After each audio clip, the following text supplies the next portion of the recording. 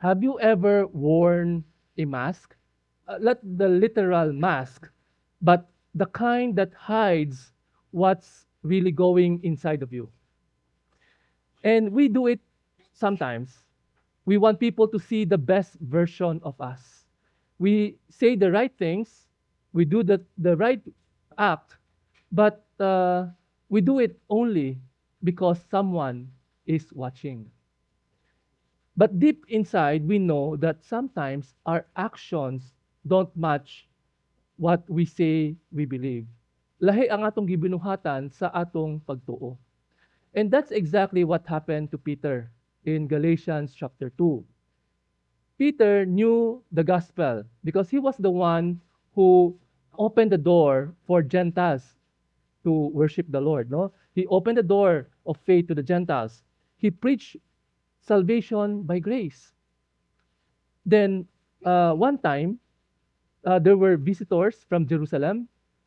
What happened is that he pulled back. He stopped eating with the Gentiles because he was afraid. He was afraid of what others might say. So Paul confronted Peter, not out of pride or anger, but out of love for the truth of the gospel. Because para kang Paul, Peter's behavior sent a wrong message. It made people think that the gospel is only for the select few, that some people were more acceptable than others. That's the wrong message that Peter was sending. And that message is also the message for us because sometimes we too wear masks in church. We wear masks. Nakatay mga maskara. We pretend to be more spiritual, more holy than what we really are. We act one way in front of other people and another way in front of other people. But the cross doesn't leave room for masks. Before the cross, everyone is equal. Pare-pares lang tatanan. Sinners saved by grace. No favorites, no pretenses. The gospel calls us to live honestly, humbly, and consistently. So, can we all please stand? Let's read the word of the Lord. Galatians chapter 2, verse 11. But when Cephas came to Antioch, I opposed him to his face, because he stood condemned. For before certain men came from James, he was eating with the Gentiles. But when they came, he drew back and separated himself, fearing the circumcision party. Verse 13. And the rest of the Jews acted hypocritically along with him, so that even Barnabas was led astray by their hypocrisy. But when I saw that their conduct was not in step with the truth of the gospel, I said to Cephas before them all, if you, though a Jew, live like a Gentile and not like a Jew, how can you force the Gentiles to live like Jews? Verse 15. We ourselves are Jews by birth and not Gentile sinners. Yet we know that a person is not justified by works of the law, but through faith in Jesus Christ. So we also have believed in Christ Jesus, in order to be justified by faith in Christ and not by works of the law. Because by works of the law, no one will be justified. Let us pray. Father in heaven, thank you very much for this wonderful day, O God. Lord, we invite you in this place, Lord God. Lord, open our eyes to understand what is your message for us this morning, O God. Lord, you're looking into our hearts, Lord. You're looking into us, Lord, and you want us to be real, to be genuine in our faith before you, Lord God, na mahimo mi matinud-anon, Lord God. Father, I pray, O God, that you will expose any sin that needs correction, O God, and we invite you, Lord, to speak to us this morning. Lord, anoint your word, O God. May I speak your truth. All this we pray in the mighty name of Jesus. Everybody says, Amen. Okay, please sit down. Okay. So unsa ato natun-an last time, no? The last time we learned that Paul narrated that he received the gospel not from anyone but by revelation of the Lord Jesus Christ. Why? What was happening to the Galatians? Kasi during that time, may mga Judaizers, may mga tao nagsulti that salvation by faith is not enough. So para ng mga Judaizers, dapat aside sa pagtuo, dapat na ay binuhatan. Aside from faith, you need works. You need to follow the rituals. You need to follow the Jewish laws. And that is why Paul is writing this letter to correct them. Don't listen to these people. You have to listen to me. And Paul was describing how he received the gospel, not from the Jerusalem leaders, but directly from God. And he mentioned that he went to Jerusalem 14 years ago. So kumbaga, ipang-ingon ni Paul, gamay ra ang iyang mga exposure with the Jewish leaders. In fact, 14 years after his conversion, that is the time that he met privately with the leaders to talk about his ministry to the Gentiles. And what happened is that Peter, James, and John gave Paul the the right hand of fellowship. In other words, gi-accept nila, no? There is unity in the church. Unity in the sense that although they have different ministries, Peter for the Jews and then Paul for the Gentiles, but there was unity. But yung unity na yun, this is contrasted by this passage for this morning because there was a confrontation between Peter and Paul. So you may be wondering, gano gi-mention man ni Paul, kaning medyo may confrontation nila ni Peter. Maybe during that time, the Judaizers were trying to, tell the people that the version of the gospel of Peter is correct, that you have to follow the Jewish laws. That's why kinahanglan na idepensa ni Pablo ang iyang kagalingon. So that's why Paul wrote down this account of the confrontation so as to convince them that, there is no, kumbaga, the gospel should not be compromised, no? So he has to say something about the incident. So atong himay-himayin ng passage so that we will know what this confrontation is all about and why it's important, no, that we should not compromise the gospel. Okay, so let's look at verse 11. But when Cephas, by the way, is Peter. So that's the Aramaic name of Peter. Peter is Greek. So when Cephas came to Antioch, Paul, opposed him to his face because he stood condemned. So, unsa man si Antioch? Antioch, usa ka lugar na siya. It's in Turkey. So, well, in the first century, kani Antioch, this was the third largest city in the Roman Empire. Ang pinakadako is Rome, and then followed by Alexandria. The third is Antioch. And there were around 500,000 population. But today, kaning Antioch, gamay na ni siya. It's called Antakya. It's a small town of 35,000 people, and it's in Turkey. So, Turkey. So, dili na siya, gamay na siya na lugar karong panahon na. So, what happened here? Si Peter, niadto siya sa Antioch. Okay? And then, si Pablo, gi-oppose niya si Peter because of something he did. Okay, unsa may gibuhat ni Peter? Let's look in verse 12. For before certain men came from James, he was eating with the Gentiles. But when they came, he drew back and separated himself, fearing the circumcision party. Okay. So wala pa pag-abot ang pipila ka mga tao gikan kang Santiago, siya nakigsalo sa mga hentil. Apan sa pag-abot nila, siya miatras ug mibulag sa iyang kaugalingon, nahadlok sa grupo sa mga tinuli. So what do you mean by this one? Si James bala, this is the half-brother of Jesus. And si James, Jewish siya. And then talagang stricto siya sa pag-Jewish. And these people came from parang mga kauban ni James. And we all know that these people could be part of the legalistic group of the church. So, even sa mga simbahan, may mga tao gyud na talagang mga stricto kayo.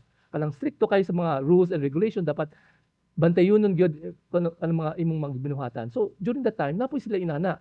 Kani mga tao nagikan ni James, they are strict Jews. Okay? Pag-abot nila, what happened? During that time, he, meaning Peter, was eating with the Gentiles. He was eating with the Gentiles. You may be wondering, what's the big deal? Nakikaon lang. So, unsay problema? Because during that time, the Antioch church is predominantly Gentiles. So, puro mga hentil. Mga hentil na nandun. And for several years, for generations or centuries, the Jews believe, okay, the Jews are taught that they have to follow strictly the law of Moses. They have to follow the food that they eat, and they are not allowed to associate themselves with the Gentiles. So, dili sila nakipag-fellowship, nakipagkaon sa mga hentil. Why? Kasi mga Gentiles, they eat unclean foods that are offered to the idols. That's why dili sila makipaghalubilo sa mga hentil, ang mga Hudyo. They do not associate with the Gentiles, and they don't want to share food with them, because during that time, whenever you eat with someone, it is as if you accept them, you accept what they're doing. And that's why, if you remember, diba, during the time of Jesus, he ate with sinners and prostitutes. That's why very big din na offend ang mga Pharisees, because to them, according to their culture, whenever you eat with other people, it is as if you are accepting them, you are associating with them. That's why offended ang mga Pharisees. But you may be wondering, di ba Jew si Peter? So why did he eat with the Gentiles? Because there's something happened to Peter. Nahitabo kang Peter. Makita nato sa Acts chapter 10, Peter experienced something that completely changed his understanding. So in Acts chapter 10, there was a Roman centurion named Cornelius. Kasi si Cornelius, hentil na siya, dili siya Jew, no? And he was a devout man. He feared God. He prayed regularly and gave to the poor. And one time, an angel appeared to him in a vision. Giingnan ng angel si Cornelius, okay, go to Joppa, it's a place, and bring Simon Peter with you. Okay? Bring Simon Peter. And at the same time, si Peter was on the rooftop in Joppa. He saw a vision. He saw a vision from heaven. Ang vision is parang may nakita siya. He saw a large sheet in heaven with all kinds of animals. And nakadungog sa tingog, okay, eat. Rise up, Peter, eat. And then nag-react si Peter. Sabi na, I have never eaten anything unclean. Kasi sa mga Jews, bawal sila mukaon certain food. Okay? Sabi na, I have never eaten something unclean. But the voice replied, what God has made clean, do not call common. And this happened 3 times. Wala kasabot si Peter unsa ang vision. So, Cornelius' messengers came, and then he brought Peter to his house. And when Peter entered to the house of Cornelius, a Gentile, he preached the gospel to him and his family. And then while he was speaking, the Holy Spirit came to those listening, and the people were filled by the Holy Spirit, and they began to speak in tongues. And then ang mga Jews, na-surprise sila. And then they commented that, they were amazed because the Gentiles received the Holy Spirit. And that's why Peter said, can anyone withhold water for baptizing these people? And Peter baptized them. So, ito yung valuable lesson ni Peter. Para niya, God accepts everyone, Jews or Gentiles. Okay? So, Peter learned that lesson. Okay, that's why he began to eat with Gentiles. Ito yung settings. No? Nakikaon siya sa mga hentil. For him, to God, everyone is equal. So nakipag-associate na siya sa mga Gentiles. But what happened is that the group of James, no, mga tao ni James, niabot. And then when nakita niya mga tao ni James, ni palayo siya. Parang he stopped eating with them, he separated himself. Why? Because of fear of the circumcision party, meaning fear of these people. So, Peter knew what was right. Pero, nahadlok siya. He was afraid of the opinion of these people. That's why he withdrew. He committed hypocrisy. Okay? His action does not match his belief. The word hypocrite. Ang hypocrito, that in Greek, it literally means one who puts a mask or an actor. Usa ka hipokrito, usa ka actor. No? Best actress, no? Orokan, plastic. So iba ang pinapakita niya sa katotohanan, no? Iba, no? He's acting. And what was the reason for Peter's behavior? Sabi dito, because he feared the circumcision party, meaning to these Jews who are circumcised. Hadlock siya. He was afraid of the opinion of this circumcision party. Out of fear, Peter acted against what he knew was right. Kabalo si Peter that it's no problem to eat with the Gentiles. But Peter lost courage. Indeed, Proverbs 29 verse 25 says, the fear of man lays a snare. Kaning fear of man, it changes people. Kalang, if you're afraid of how people will react, or you're afraid of disapproval, it will affect us. It's very easy to point fingers. Si Peter, but ganun siya? It's easy to point fingers at Peter. But have you ever thought about it? We are just like Peter. Yeah? We are just like Peter. We have done things we know is not right. Kablutan sa iyo, pero wala. Gibuhat nato kay nahadlok ta. We are afraid of people's rejection or disapproval. And everyone knows social pressure or peer pressure, it's a very strong influence for young people. No? Kanang mga peer pressure gani, kanang di ka, mahadlok ka na masimalain siya. Moto, gibuhat nimo ang dili angay buhaton. We act one way with our Christian friends, and we act another way when we are with other people.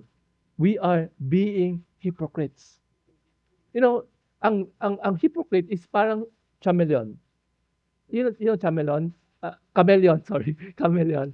Ang chameleon, okay, I'm just catching your attention. Ang chameleon kasi, nag-change color siya, 'di ba? Depende sa surrounding, no? Kung unsay pag green ang surrounding, maging green siya, pag brown maging brown. So, and sometimes um, Christians are like that, but we're not called to be chameleons, no? We're not called to blend in, but we are called to stand out. Dapat malahi ta sa crowd. Otherwise, if we are just like the crowd, people will say, unsa man kalahian nato? Parehas naman ta. Christian ka, ako dili Christian. So, it will destroy our testimony. So, that's very important, that we have to stand out from the crowd. So, let's reflect. Are we like Peter? Na may mga panahon na mura si Peter, parang we don't practice what we preach. We do not fully obey the Lord. I just want to share my testimony. Actually, very funny si Lord, no? Every time pag mag-prepare ako sermon, sabi ko, sa may akong example. So this week, I was reminded of something. Actually, 2 years ago, I have this transaction, okay, na yung nagpahimo sa ako og deed of sale transaction. And may kulang na document, no? Usually, if kulang document, dili mag-proceed ang sale. Pag dili mag-proceed ang sale, dili pud mabayaran. So nihangyo siya na, pwede ba na lang, to follow na lang ang document. Don't worry, I promise to give that document. So ako, sige, para pagbigyan, I compromise. Although I know it's wrong. Parang sabi ko, it's a minor thing for me. I thought it was a minor thing. So pinagbigyan ko. Okay? And now, for almost 1 year, hindi pa na binibigay yung documents. Nasuko na yung seller. Bakit hindi pa tapos yung transaction? Hindi pa tapos yung processing namo? And because I told the seller, okay na. But actually, it's not. Because the buyer promised. Parang nihangyo siya. Siyempre, alam mo yun, maayo kayo paghangyo ang mga tao. Maayo kayo maghangyo, no? Pero kung nakuha na yung gusto niya, wala na. He did not follow through. And ako ang naipit. Naipit ako sa transaction because the seller keeps on following up what happened to the transaction, and dili na ako ma-process kay kulang ang requirements. So I learned a valuable lesson, and actually, I was reflecting. I don't usually compromise pagdating sa mga requirements, but this is one time, parang pinagbigyan ko. And this one time gave me a headache, talagang sobrang headache. So that's why I just realized, no, talagang there's wisdom, no, not to compromise. If you know what is right, don't compromise. Because pag abot sa panahon, okay lang unta maging smooth, but what if it's not? So labad lang sa ulo. So I learned that, it's not a good idea. It's not a good idea to compromise. If you know what is right, you better follow it. Because okay lang masuko ang tao, Wa mo pa siya mahimo, 'di ba? I-process magud niya. So he has to comply. But now that I compromise, so what happened is that parang wala na interest, parang wala na nagmadali yung buyer na yung seller na mag-comply sa requirements because syempre nakuha na ng kwarta. So gano'n. But it's a lesson learned. And you know, even leaders, no, will fall under this. 'Di ba? Peter was a leader, but he fell into this. Although parang nato murag minor, but it's a big thing because he was compromising the gospel. So, Peter's failure in Galatians was not new. It's the same kind of weakness he had shown before. Yung makita natin si life ni Peter. Yung si Peter Manggol, ano siya, opposite extreme siya. There were times that he was strong. He was courageous, but there were times that he would chicken out. For example, he told Jesus, sabi na kay Jesus, don't go to the cross. Okay? And then there was one time, he walked in the water by faith. Oh? And then, na siya faith, gingnan ni Lord, okay, come to the water. Peter walked in the water by faith. At kadugayan, nahadlok siya, he began to sink. And then there was one time that he cut the ear of the servant. So makita na to si Peter, uh, he's impulsive. And we saw his old nature here. His old impulsive nature would show up from time to time. And the amazing thing is the Holy Spirit changed Peter, but they did not make him flawless. Peter was not flawless. Peter was not perfect. So just like us. So we should not be shocked that Peter stumbled here. Stumbled and then 'di ba parang naging hypocrite siya. And then gisultian pa siya ni Paul. So it only reminds us of what God's word already says, that our human nature is weak. We are still weak and we are prone to failure apart from God's grace. We are weak. Tinood lang. Although we are saved, we are now a new creature, we are still weak. We need God's grace. In fact, sabi ni Paul in Romans 7:18, for I know that nothing good dwells in me, that is in my flesh. For I have the desire to do what is right, but not the ability to carry it out. You know, as Christians, we still struggle from our old nature. Yes, we are now a new creation, but we still struggle with our old nature. So there's nothing to be despair of, but instead, we have to trust the Lord all the more. Diba sabi, even si Paul, diba sabi na, he's praying to the Lord, take the thorn in his flesh. We do not know what it is. Maybe it's a weakness or a physical ailment, but anong sabi ni Lord sa kanya? My grace is sufficient for you. For my power is made perfect in your weakness. So whenever we are weak, dun mamagnify yung power ni Lord.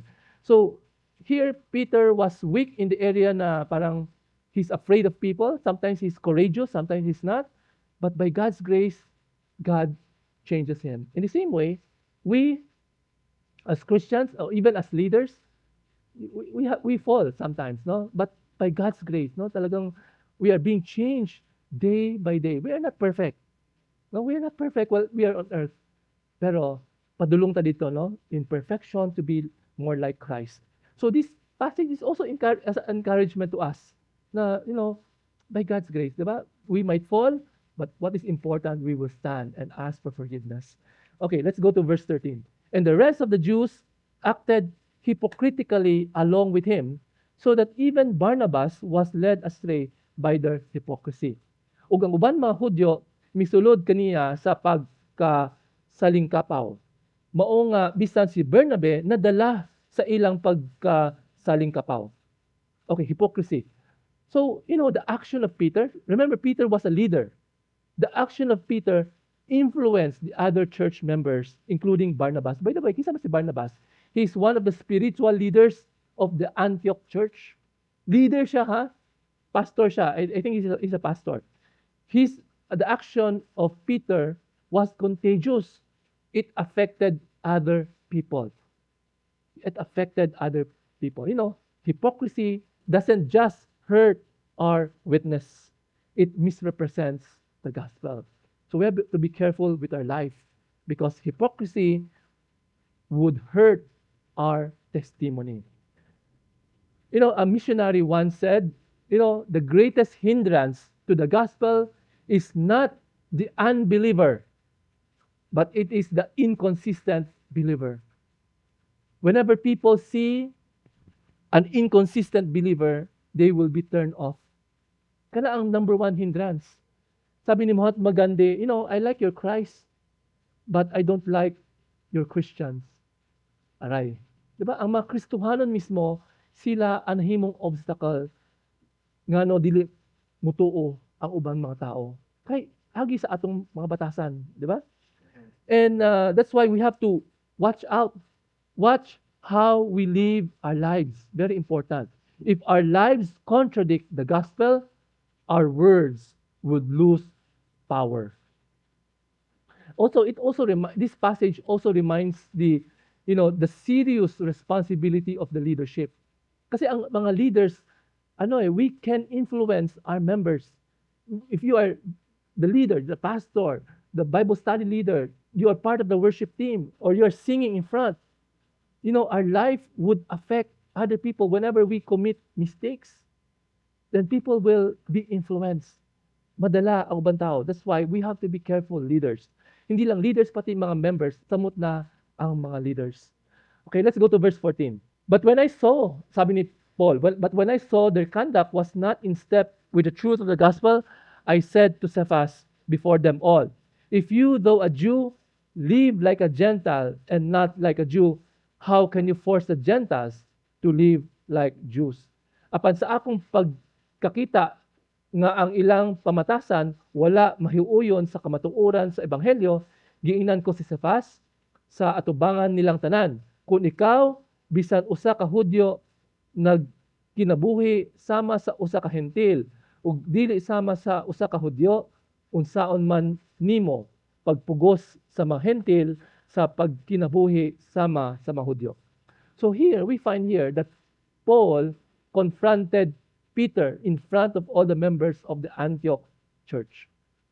Okay, I like to insert something. This passage shows that Peter was not infallible, meaning people was not perfect. Peter was not perfect. And this is contrary, or this contradicts the teaching of the Catholic Church. Sabi na the Pope is infallible. And they believe that Peter was the first Pope. But unfortunately, if you look at history, there is no evidence. There's no strong evidence that Peter was the first Pope of Rome. Yes, Peter was the leader. Kasi ang Pope kasi is the leader of all. Parang tanan. But if you look at the New Testament, even in the Jerusalem leaders, Peter, James, and John were the three leaders of the Jerusalem church. So dili lang usa ka tawo ang leader. Tulo sila. And even here, Peter and Paul had a confrontation. Paul corrected Peter. So for me, there is no evidence that Peter was the first Pope of Rome. And Peter is infallible. That's why we do not believe in the Catholic teaching that the Pope is infallible, that the Pope is he's the bishop of all bishops. So ganun.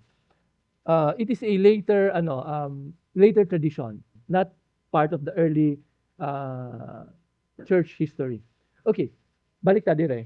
So here, Paul confronted Peter. Sabi na, if you, though a Jew, live like a Gentile. What do you mean by that? If you behave like a Gentile. Why? Kasi when Peter ate with a Gentile, he was behaving like a Gentile. And that he was not behaving like a Jew. When you say you are behaving like a Jew, meaning you adopt Jewish lifestyle. Or you follow yung mga dietary laws, etc. So sabi na, how can you force the Gentiles to live like Jews? So by Peter's example, he was exerting pressure on the Gentiles to live in a way that was acceptable to the Jews. So sa gibuhat ni Peter, mo gi-pressure na mga Gentile na they have to follow Jewish laws. And that is wrong because we are saved by grace alone, not by following the Jewish laws. That's why giingnan ni Pablo si Peter, you are a Jew yet you have been living like a Gentile. Now you want the Gentiles to live like Jews. What kind of inconsistency do you have? So we point out ni Paul na si Peter hypocrite, usa ka hipokrito. Okay? Hipokrito. What can we learn from this? What can we learn from this? Paul confronted Peter openly and directly. Dapat ba inana basta sige? Kung may nakita tao sa ka-brother na nakasayop, dapat ba public confrontation? Actually, it depends on the situation. Because here, Peter committed a wrong publicly. Kita in the front of other people. That's why ang correction is also public. Since nagbuhat siya og sayop sa mata sa daghang tao, gi-correct po siya ni Paul sa mata sa tanang tao. But if a brother commits wrong in secret, you don't have to announce it to the whole world. Lain na po, di ba? I-announce mo. So makita na to, it depends, no? So since Peter committed a public sin, so Paul confronted him publicly. Paul did not gossip. Paul did not talk behind his back. Kasi ang problema sa Kristohanon karon, no? Mo chismis sa likod. Mo awat sa mga unbelievers na nadauton si pastor ana, ang atong worship leader ana. So that's wrong. So here we can follow the example of Paul.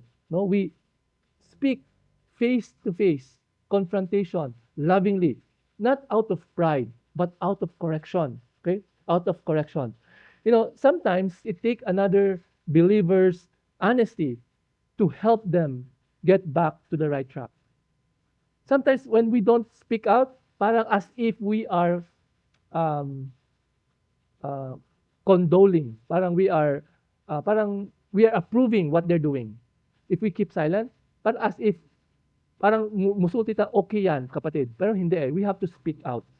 And, if we see someone hurting themselves or in church, we have to deal with it directly and respectfully.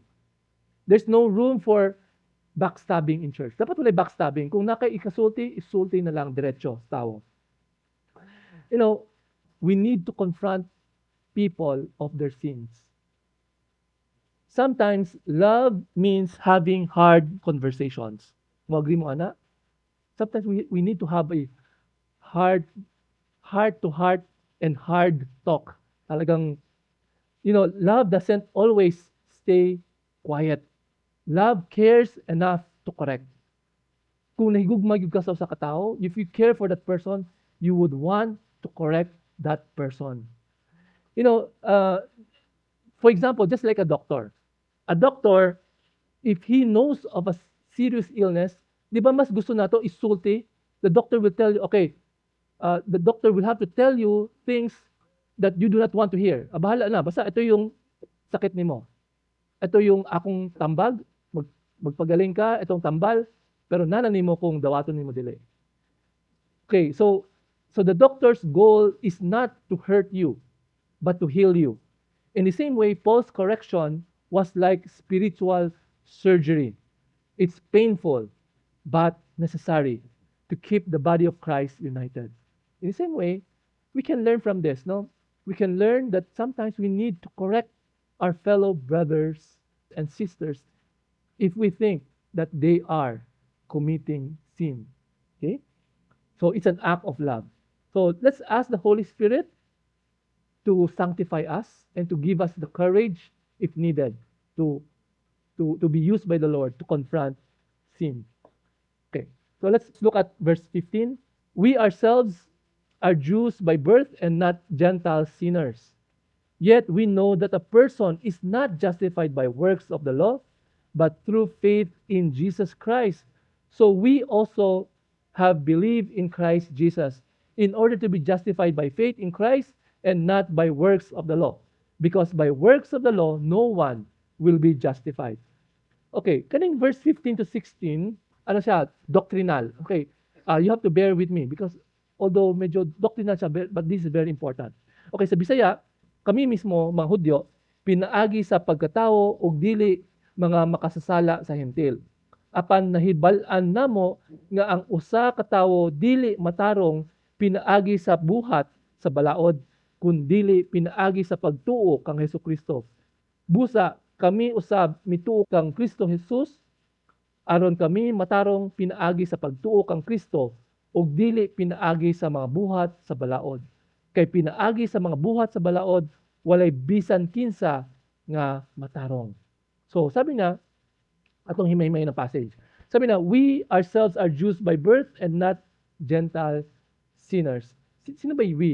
Ang pasabutan na kami, Peter and Paul, we are Jews. They are both Jews by birth. They are not Gentile sinners.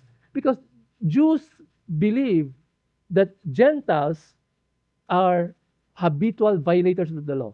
Kasi they do not have the law of Moses. That's why they violate the law. They're called sinners. Okay, the Jews believe, mga Gentiles, they do not possess righteousness. Okay, that's why si Paul is a Jew. He writes like that, no? We ourselves are Jews by birth and not Gentile sinners. And sabi na, yet we know, kablota, a person is not justified by works of the law, but through faith in Jesus Christ. Okay, kasi pasabot aning justification by faith. Okay, this is theology, but you have to know this. This is a very important concept. What do you mean by justification by faith? Okay, before we discuss that, how can we be right before God? How can we right before God? That's the question of Job in Job 9:2. How can a man be right or just before God? The answer in Habakkuk chapter 2 verse 4. The righteous shall live by faith. The righteous shall live by faith. Itong passage, the righteous shall live by faith or the just shall live by faith. This has been quoted a lot of times. Makita nato sa Romans 1:17, Galatians 3:11, Hebrews 10:38. So the righteous shall live by faith. Kasi pasabot na, mahimo ta matarong pinaagi sa atong pagtuo. So what then is justification? Okay, justification is the act of God whereby he declares the believing sinner righteous in Jesus Christ. It is the act of God whereby he declares the believing sinner righteous in Jesus Christ. So justification is an act, not a process. Justification is an act, not a process. So no Christian is more justified than the others. Di ka makasulti na, okay, si brother mas justified kaysa ni ganito. We cannot compare. All of us are justified by faith. Okay? Parang walay mas labaw o dili. In Romans chapter 5 verse 1, since we have been justified by faith, we have peace with God through our Lord Jesus Christ. Natay kalinaw. Why? Kasi nung wala pa tayo pagtuo, kaaway ta ni Lord, no? We are enemies of God. Okay? Siyempre, God is holy. We are not holy. We are bound to die because of our sin. We deserve to go to hell. Away. But since we are justified by faith, we have peace. Okay? We have peace. We are reconciled with God because of uh, the act of justification. Okay?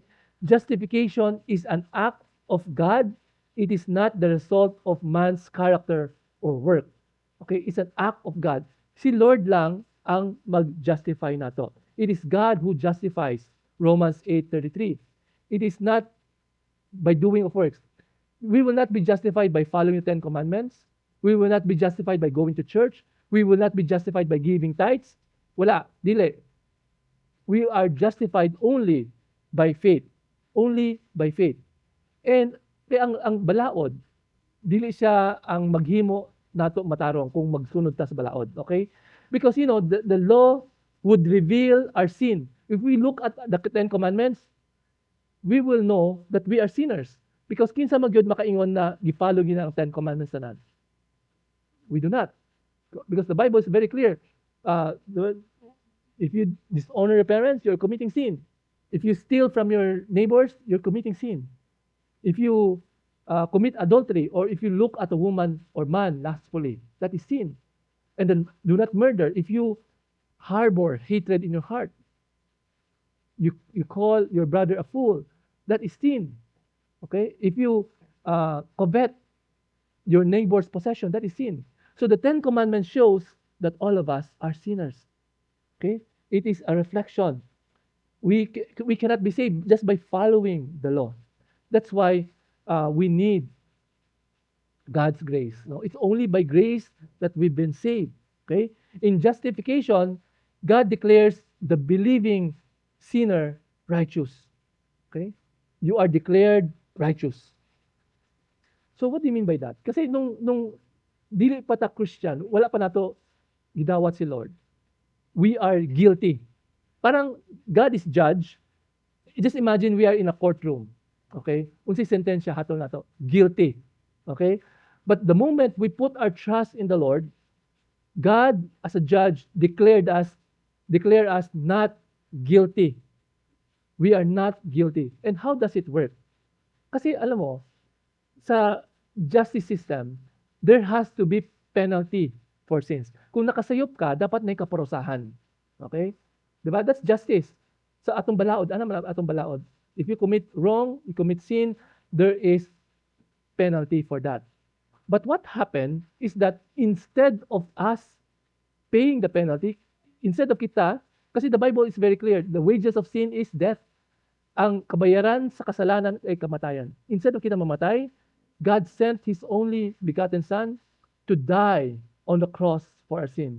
Siya ang namatay sa krus ang sa atong sala. Kumbaga, siya nagbayad sa atong kasalanan. Since nabayaran na ang multa sa atong makasalanan, we are justified. God declares us not guilty. Okay? You know, justification is not simply forgiveness, because a person could be forgiven and then later on go out to sin. But when we are justified, we are declared not guilty anymore. Kanindot, di ba? We are not guilty anymore in the eyes of God. Ang justification is different from pardon. Kasi ang pardon, nandun pa yung criminal record. Ang justification, wala na yung record. God does not put a record of our sins. Wala siyang mga listahan, di kalimtan na niya. Pinaagi sa dugo ni Hesus Kristo. Kana ang kanindot sa justification. He has forgotten all our sins. He has forgiven us. He has justified us. Okay? And the most important part is that God justifies sinners. God does not justify good people. That's why it's very important. Dapat kita mo angkon na kita makasasala. Okay? Romans 4:5. God justifies the ungodly. God does not justify the holy or the righteous. That's why we have to admit that we are sinners before we can be justified. Sinners are the only kind of people that Jesus Christ can save. Because if you do not admit that you are a sinner, then you will not be saved.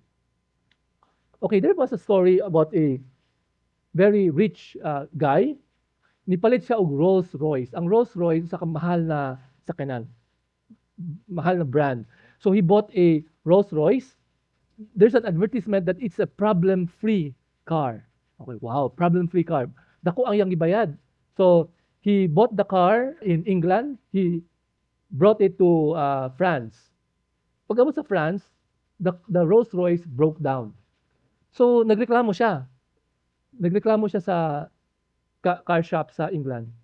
And then the car shop nagpadala og mechanic, nagpalupad og by plane, nagpalupad og mechanic aron ayuhon yung Rolls Royce.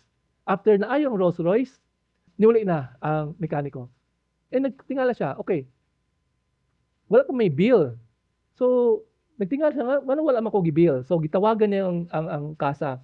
Okay, kasi it's been months, wala pa may nag-bill. So, gitawagan niya, oh, just send me your bill for fixing the Rolls Royce. And then the Rolls Royce sent a note back saying, I'm sorry, sir, but we do not have any record that there's something wrong with your car. So lang record. Since no record, he does not have to pay at all. Just like that, parang ganun din, yung when God has forgiven us, He has forgotten all our sins. That's why, ay na si balik-balik, Lord, pasaylo ako, kaya makasalanan ko, ay na iulit. Because once the Lord has forgiven us, He has forgotten. He has forgotten all our sins. Kung huna-huna mo, kanindot, di ba? Kanindot. But what's the catch? Ano ba catch? What's the catch? Sabi ng Bible, we are saved by faith. Magtuo lang ta. And that is so scandalous for other people. Ganun lang ka-simple. Mo to dungagan nila og mga requirements. The Judaizer says, okay, you must do this, you must be circumcised, you must be do that. Even churches today, I don't know if you, there are some churches mag-require, okay, dapat magsimba mo, maghatag mo og tithes, maghatag mo og ana, dapat ang babae, dapat nakapalda lang, nakaputi, whatever. Daghan kay mga requirements para maging balaan. But if you look at the Bible, so simple. So simple. All we have to do is to put our faith and trust in the Lord Jesus. Ato ihatag ang atong kinabuhi niya. Pagtuo lamang. Ina nga, sa sobrang simple, the problem is, ang ubang tao, wala pagtuo. Wala saving faith. Kasi it's very easy that you say that I have faith. But true faith will produce fruits. Kung mahibaw na to, kung tinuod ang imong pagtuo, kung naay bunga, there's a changed life. You will bear fruit of the Spirit. That's a challenge, church. Do you have that saving faith? Well, it looks easy, but it's actually, at the end of the day, it's only by God's grace. Because it is only the Lord who can save us. We cannot save our own. Dili nato maluwas ang atong kaugalingon. So, what are the lessons that, ano mga lessons nato from this passage? Okay, first lesson that we can learn is that, let's just summarize what we have learned. First, even spiritual leaders can fall into hypocrisy. Even leaders. Dili exempted ang mga leaders. Peter was not a false teacher. He was a true apostle. Yet he feared people. Even mature believers can drift from gospel when pressured by others. That's why it's very important, brothers and sisters, that we have to stay humble and teachable. Okay? Dili porque pastor na ka, bishop na ka, dili na ka masayop. Okay? We should surround ourselves with people who would lovingly tell us the truth, lovingly correct us. And second, what we can learn is that the gospel calls us to live consistently. We have to live consistently. Okay? We should not be like Peter. Now, Peter, he would associate with Gentiles and then the next day, dili na pod.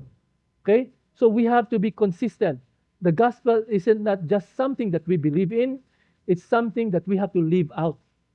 Dapat makita sa atong kinabuhi ang maayong balita. Our conduct should reflect God's grace and truth. So we should not let culture, tradition, or fear of people influence us. We have to stand firm in our faith. Atong buhaton, we have to obey the Lord always. And third lesson that we can learn is that people are watching how we live the gospel. People will be influenced. Just like in itong mga gibuhat ni Peter, di ba? Ang mga tao ni sunod kaniya. So we can learn that Peter's behavior could lead other people astray. In the same way, we have to be careful with our lives. Kasi kung makita ng tao, inana day ang pagiging Kristohanon, dili na siya mutuo. And then they will no longer take the Lord seriously. So we have to be aware that your example would influence other people. That's why you have to walk in integrity. Okay, fourth lesson. The gospel breaks down barriers. So there's no barrier. There's no Gentile, there's no Jew, there's no rich, there's no poor, walay daghang kaalam, walay kaalam, pobre, dato, wala. Sa mata sa Diyos, pantay-pantay ta. Okay? At the feet of Jesus, we are the same. There's no second-class believer. We all stand equal before the cross. That's why we have to treat each other equally with grace, regardless of background, position, or past. We should not show favoritism in church. Okay? And the fifth lesson is that justification is by faith and not by works. We are justified by faith, not by works. That's why, so we are reminded, this is a reminder, na nahimo ta matarong not because we follow certain rules and regulations, but because we trusted in the Lord Jesus. Okay? So, brothers and sisters, stop trying to impress people. Okay, don't try to impress people because the Lord sees our heart. Kablo siya kinsa ang luwas. So dapat dili ta magpa-impress, kundi dapat tinud-anon. Okay, tinud-anon nag-usab ta para kang Lord, not para sa laing tao. We have to live a life that is pleasing to the Lord, not for show. Okay? Not for show. Okay. You know, in theaters, there's a mirror. There's a kind of mirror that is used in theater. The actors will wear makeups, but after the show, they will remove their makeup and they will look at the mirror. Okay, so the cross is like that backdoor mirror. Okay, that the mirror. It does not reflect what we pretend to be. It reflects who we really are. So pag mulan ta sa cross, makita nato ang atong kaugalingon, ang atong mga maot na batasan, atong mga maot na binuhatan. We look at the cross and we allow the cross to cover us by grace. Okay? When we stop pretending, grace starts working. When we stop pretending, grace starts working. You know, all of us are, are just like Peter, one way or another. Dati mga panahon na mura ta si Peter. We have moments when we fear what other people will say. Hadlok ta basin ma-offend ang laing tao. We fear what other people will think more than what God will think. And we all have times when our behavior does not match our belief or what we say. But here's the good news. The same grace that corrected Peter is the same grace that restores us. More po lang grasya na mag-restore nato. God does not expose hypocrisy just to shame us. He exposes hypocrisy to heal us, to bring us back into the gospel. Amen? So dapat we should allow the Lord to change us, to transform us. So today, let's drop our mask. Tangtangon na atong mga maskara. Let's stop pretending. Let's be real before God. Let's be real. Okay? Magpakatotoo tayo, mga kapatid. Okay? Because at the foot of the cross, there is no need to hide. Just room for change, for forgiveness, and to be made new. So let's live in such a way that our actions speak the same gospel as we preach, that we are justified not by what we do, but by what Christ has done for us on the cross. Can we all please stand? Let's pray. Aman sa langit, salamat sa imong pulong, Lord. Thank you, Lord, for rebuking us, Lord God. If there is anything in us, Lord God, if there's any sin in us, Lord God, we ask for forgiveness, Lord. Lord, a lot of times na parehas mini Peter, Lord God, na mapagkunwari, Lord. Kung nasa tubang sila yung tao, mag-acme, Lord, as if we are holy, but inside, deep inside, we are rotten, oh God. That's why, Lord, nangayon mo yung pasahilo, Lord God, forgive us for all our sins. We ask for your forgiveness. Pasahilo amin, Lord. Nakabutang sa imong pulong, Lord God, kami tanan makasasala, na kami tanan angay na moadto sa impyerno. But pinaagi sa imong grasya, Lord, gihatag nimo ang imong bugtong anak nga mamatay sa cross alang kanako. Instead of kami na maparusahan, giako ninyo ang among kasalanan. Salamat, Lord. Thank you for the gift of grace. Thank you for your love. Lord, we accept you, Lord. We put our trust and faith in you, Lord. We acknowledge that you died on the cross and you rose and you will come again. Lord, I pray, oh God, we commit our lives to you. Change us, oh God, to be more like Jesus, oh God. Lord, help us to be more like Jesus. Lord, we just surrender all our struggles to you, Lord. That there are times that that we will go back to our old nature, just like Peter. Lord, have mercy on us, Lord. Pasaylo amin, Lord. Change us, Lord, to be more like Jesus. And Lord, we put our trust in you na kamo ang mag-usab namo, Lord. Dili kami. We put our faith in you. And Lord, we just want to thank you for your gift of grace. And we just want to commit our lives to you. In the mighty name of Jesus, all this we pray. Everybody says, Amen.